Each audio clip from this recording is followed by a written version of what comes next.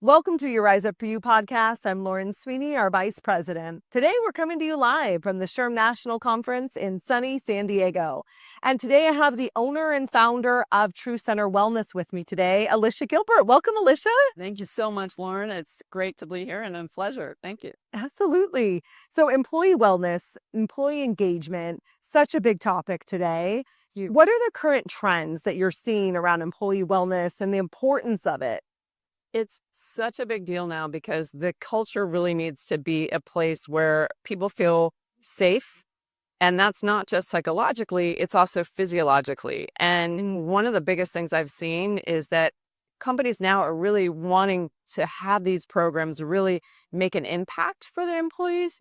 So the engagement is a huge deal. And that's one of the things that we try to bridge the gap between the executive suites and the company and the HR director to understand the importance of these programs in their company, not just for bottom line, but that counts, obviously. But to be able to have that employee want to stay in the company, these are the programs that make a difference. 100%. That employee retention piece, we've been talking about that a lot. Now, all right, when we talk about employee wellness, are we talking about like, let's have a yoga class and maybe some protein donuts? I don't know. Or are we talking about something like on a deeper level? Both. Okay. Because it has to be practical, but it also has to have an impact for them to want to sustain it. And sustainability is huge. That's why, like, okay, the attendance rate, tapers off like something new, right? We all love something new. Okay. Like, yes, we're going to sign up. We're going to do all the things. Never mind. We're going back to eating pizza. Right? But then it drops off within a month or two. So it's really about surveying that company in the different departments, so we really find things that resonate specifically to that department, to those individuals. That's what makes the difference in making them want to be there.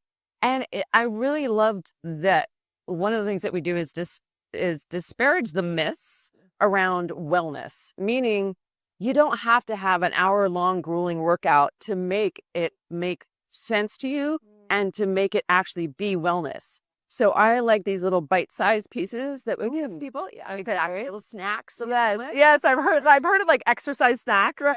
Yes, exactly. And that can be from understanding why actually a good kind of salt in your water and the lemon in your morning, what it actually does for you. So education is a big part of what we do. Yes. And these little bites actually do add up and make a difference. And again, we curtail it to the individual in the different departments. So again, it's resonating. So one of my clients is a big gaming company. Hey. And the CFO, we were working together, and he was talking about how, okay, his programmers are gamers. So they're up till, 4 in the morning and Sure. come in at 10 more at 10 to start. Yes. So what is going to resonate with them is completely different than what is going to resonate with their accounting department. Sure. So we've specifically derive things in our intake process as we survey the company and in the different departments autonomously and anonymously, which is important. You're definitely right. And then we go in and say, okay, what's going to make sense for them? What do they need? They need red light therapy because they're not getting the sunlight. To like balance circadian rhythms. Is that it? Yeah, okay, try. Definitely another thing that we integrate into. Yeah, having an Oura ring, Exactly. Handheld red light. Yeah. We have all these little different components that make the difference, make it interesting, make it relevant. And then we also do monthly things that integrate actually service to the community is really a big thing now because the ability to give back and have that interaction. Yes. Is really so we do different programs that actually integrate programs from the community. Okay. So we're now integrating the community and the business, and it's this really nice kumbaya. Yeah, exactly. It sounds like capacity building in some ways, because we talk about that a lot inside of emotional intelligence. There's the self-awareness that I lost my cool in the meeting or I couldn't handle XYZ. But then the self-management piece is that capacity building. And it sounds like that's what you do a lot of so that people have capacity to lead. Well, I'm so glad you brought that up because that actually goes back to, again, the individual and how important that is to be able to do that.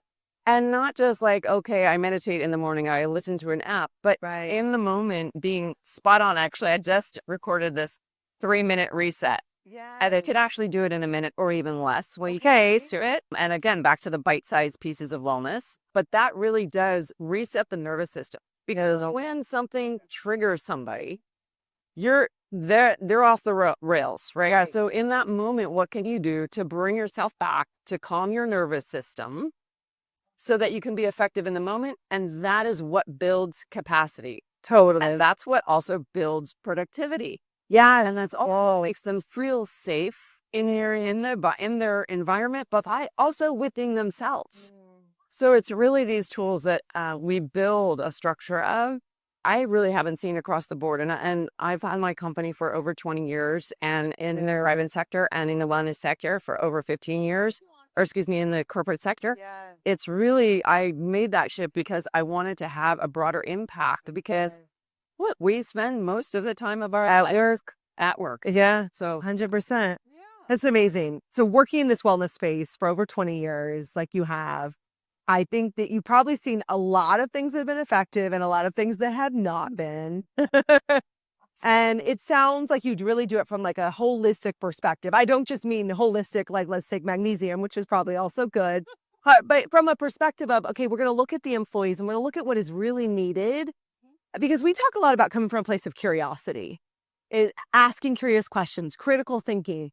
But I think what you touched on is right on, that we can't inspire critical thinking if our bandwidth is shot. 100%.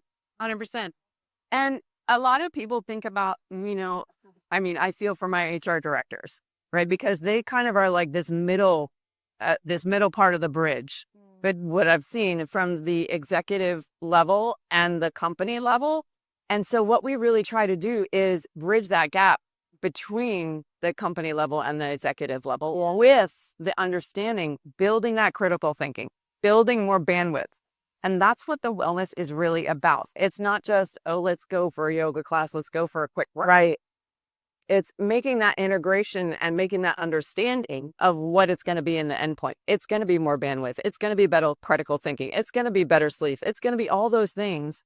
Because the old adage is like, you really don't understand how important your health is until it's taken away from you. Totally. Because, it's great. We can say financial health. We can say all different kinds of health. But ultimately, you have to take care of the vessel. Exactly. And that's the mind-body connection, to have a clear mind so you can critically think, so you can be present. Exactly. And that all is housed in your physiology, and in your nervous system. So being able to regulate that and really build strength in that. Yeah.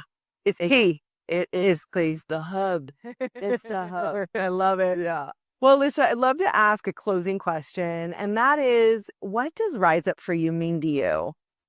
So I have to say, I have had time with you, and I've also had time with Netta, the founder. And it's really given me a different perspective on how I can bring different tools in. Yeah. And utilize those tools within and integrate in my business, and also see where my blind spots were. Sure. I didn't see that's kind of redundant. You don't know what you don't know. You know it. Yeah. You can't. That's right.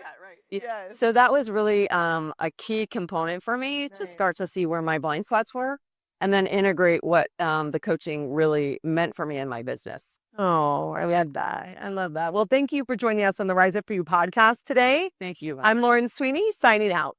Thank you so much.